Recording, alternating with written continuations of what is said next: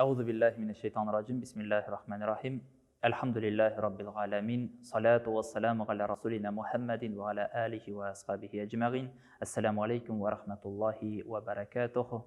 Elbette Allah Teala bizge ağırlıklarını, sınavlarını bire iken, onun azağından şatlıklı, kuanışlı vakıgalarını da, vakıtlarını da bire inşallah. Her vakitte da biz dünyalıkta yaşaganda özümüzün işingine tügel, başkalar işinde kaygırıp yaşasak idi. Başkalar işinde bırşılıp yaşasak idi, nindigine ağırlık kilse de, kimgedir nindidir bir bela qaza, meşakat bırşı, fəşiğalar kile iken, bu vakitte da biz her birimiz de ona kilgen, başka kişiye kilgen ağırlıklar işinde Allah Teala'dan dua bilen sırasak idi. Ey Rabbim şu bela qazalarını bu bendelerinden arındır, her barşa ili bizge tanışlık, her barlık halıkka, bütün halıkka isenlik, sağlık deyip sırarga gerek.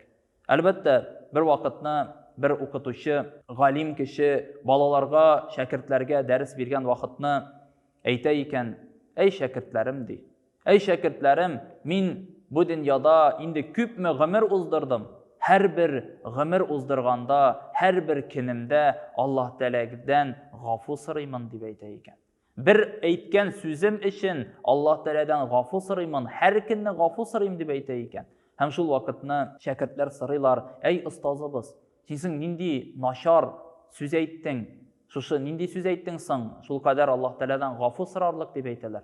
Hem bu ustaz ayta, mindi bir elhamdülillah deyip aytgan sözüm için Allah Teala'dan gafur sırayım deyip. Hem bu şakirtler aytdiler, nişeginde elhamdülillah, bu bit indi bik dini söz, bik yaxşı söz, ni içinsan şuшы söz için sen gafur sıraysan Allah Rabbimizden degan soravda bererler. Hem bu okutuşu şakirtlerine siyep gite, mine dey bir vakitni dey, min dey okutuşu bolganşı dey, satu alu işi bilen şigillene idim dey.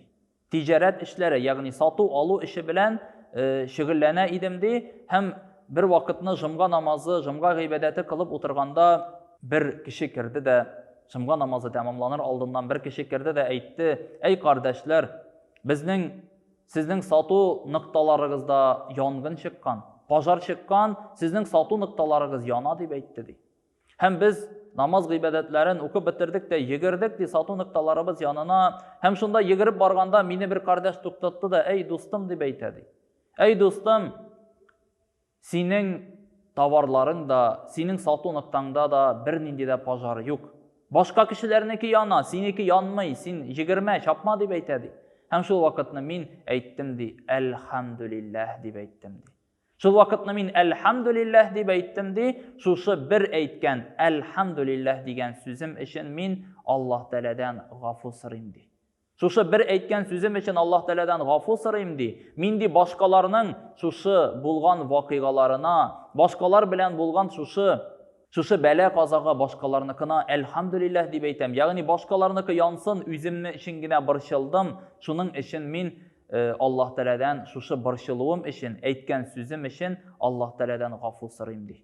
Elbette cemaat, her birimiz de dünyalıkta yaşaganda başkalarının meşakat bırşıvımı, özümüzün meşakat bırşıvımı her vakitte da barsa da Allah Teala'dan berilgen sınav ikendigine inanıp, hem indi gamel kılıp, ibadet kılıp, Allah Rabbimizden barlık bizge berilgen şatlıklı vakıgalarga da, hem indi nindidir bir meşakkatli, bırşılı vakitlarda da Allah Teala'ga şükür kılıp yaşarga, rahmetimizni jitkirip yaşarga Allah Teala nasip etseydi.